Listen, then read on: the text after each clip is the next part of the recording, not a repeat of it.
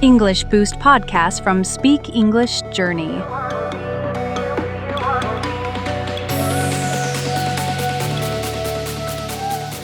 Welcome back, everyone, to Speak English Journey. I'm Alex, your ever-enthusiastic host, and I am absolutely, positively thrilled to be here, as always, with my incredibly insightful and, dare I say, sometimes quite witty co-host, Emma.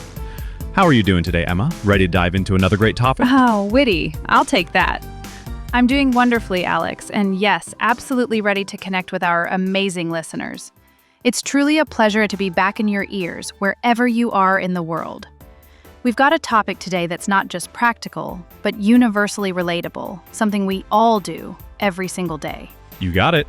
Today, we are deep diving into the fascinating, sometimes chaotic, world of talking about your daily routine. It's more than just a list of activities, isn't it? It's about understanding the rhythm of our lives, our habits, our little quirks, and how we convey all of that in English. Exactly. It's such a fundamental building block for everyday conversation. Think about it. When you meet someone new, what's one of the first things you might ask or share? So, what's your typical day like? Or how do you usually spend your mornings? Mastering how to describe your routine fluently is a huge leap towards sounding more natural, more confident, and more authentically you in English. And that's our goal here at Speak English Journey, to help you sound like yourself, but in English. We're going to explore not just the basic vocabulary, but the nuances, those little transition words, phrasal verbs, and grammatical structures that make your descriptions vivid and truly natural. We'll cover everything from your bleary-eyed morning rituals to how you unwind or fail to unwind in the evening. Fail to unwind. I feel that some days. So whether you're a morning lark or a night owl, a meticulous planner or a go-with-the-flow kind of person, get ready to pick up some seriously valuable tips, phrases, and even some laughs. Grab your notebooks, your digital devices, or just get ready to listen attentively because you're going to want to remember these. Let's get started. Main discussion body, the daily grind, and beyond. All right, Emma, let's kick things off with the absolute foundational element. When we talk about daily routines, especially for English learners, what's the very first most crucial grammatical point that comes to your mind? The one they absolutely have to get right. Oh, without a shadow of a doubt, it's the present simple tense. It is the MVP, the rock star, the absolute go-to for habits, repeated actions, and general truths. Essentially, the very bricks and mortar of any routine. We use it for things like, I wake up at 7 a.m., she drinks coffee every morning, or they go to work by bus. It describes what you do regularly, predictably. Perfect. And it's so important for our learners to remember that crucial S or ES ending for third-person singular subjects, isn't it? I swear, if I had $1 for every time I heard he have breakfast instead of he has breakfast, or she go to the gym instead of she goes to the gym, I'd be retired on a beach somewhere, sipping mocktails. It's a small detail, but it screams native speaker when you get it right. You and me both, Alex. We'd have a very comfortable retirement. It truly is one of those little markers of fluency. Beyond grammar, let's think about useful vocabulary. When you envision the very beginning of the day, those first few moments of consciousness, what phrases or actions immediately spring to mind? Oh, there's a whole ritual. Beyond just wake up, which is simply when your eyes open and you become conscious, we have get up, which implies actually physically leaving your bed. Then, for many, the sequence often includes make the bed. A habit I'm still trying to master consistently, I confess. Brush your teeth, wash your face, take a shower or have a shower, and of course, get dressed. These are deceptively simple, but absolutely essential for describing those first few, often groggy moments of the day. Absolutely. And for those of us who aren't naturally morning people, phrases like hit the snooze button or drag myself out of bed might also be quite applicable. Guilty as charged on the snooze button. It's a love-hate relationship. And what about for meals? We commonly say, have breakfast, have lunch, and have dinner. But people also frequently say, grab a bite if they're having a quick or informal meal, maybe a sandwich or a snack, or grab a coffee, which is practically a religion for some.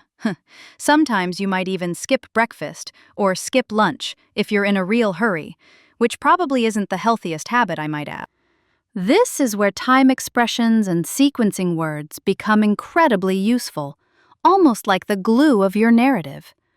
Words and phrases like first, then, next, after that, following that, and finally, are your best friends.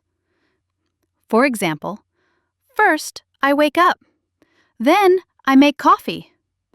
After that, I check my emails before I leave for work. Finally, I head out the door. This gives a clear, logical progression. And also, don't overlook those humble but mighty prepositions of time. We use at for specific times, like at 8 a.m. or at noon. We use in for broader parts of the day, in the morning, in the afternoon, in the evening. And while less common for a daily routine, we use on for specific days of the week, like on Mondays or on weekends, which is more for recurring weekly events. Right. Now, Alex, let's talk about different types of routines. Because let's be real, not everyone works a traditional 9-to-5 desk job, and routines can vary wildly from person to person and even day to day. That's an excellent point, Emma. We definitely have the concept of a weekday routine versus a weekend routine. My weekend routine, for instance, is definitely much more relaxed and, frankly, a lot less organized. On Saturdays, I often sleep in, which means waking up later than usual, maybe even past 9 a.m. The alarm clock gets a much-needed break. Mine too. On weekends, I often have more time to run errands, which is a fantastic comprehensive phrase for doing those necessary but often boring tasks, like grocery shopping, going to the bank, picking up dry cleaning, or mailing a package. Or I might catch up on chores. Oh, chores! That's a brilliant word for household tasks, like cleaning, doing laundry, washing dishes, vacuuming, or tidying up. It's an everyday word that learners should absolutely have in their active vocabulary. And for those who work, terms like commute, whether by car, bus, train, or even bicycle. Start work, finish work, take a break, often a coffee break or lunch break, attend meetings, reply to emails, or make phone calls are all super useful. If your job is physically demanding, you might even say you do manual labor. Exactly.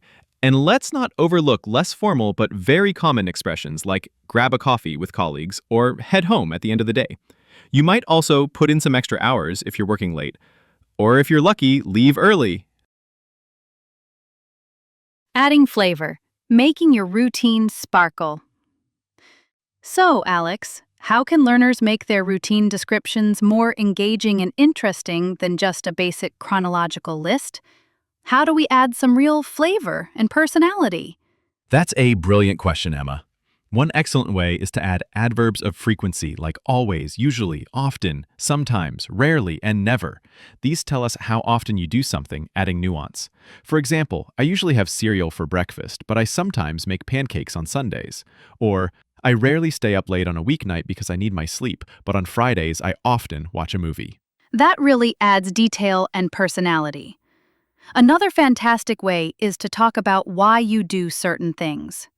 This naturally introduces more complex sentence structures and shows purpose. For instance, I exercise in the morning to feel energized for the day ahead. Or, I read before bed to relax and unwind after a busy day. Using to infinitive is a simple yet powerful way to express purpose. And that's exactly what we want for intermediate learners. Moving beyond simple subject-verb-object sentences, it shows a greater command of the language and makes your English sound much more sophisticated. Another great tip is to describe the flow or pace of your day. Is it generally hectic or fast-paced? Or perhaps it's more relaxed and unhurried. This gives a great high-level overview. You could say, my mornings are usually quite hectic trying to get the kids ready for school and myself out the door, so I feel like I'm always rushing. Precisely. Or, my evenings are generally unhurried. I like to unwind with a good book or a quiet evening walk.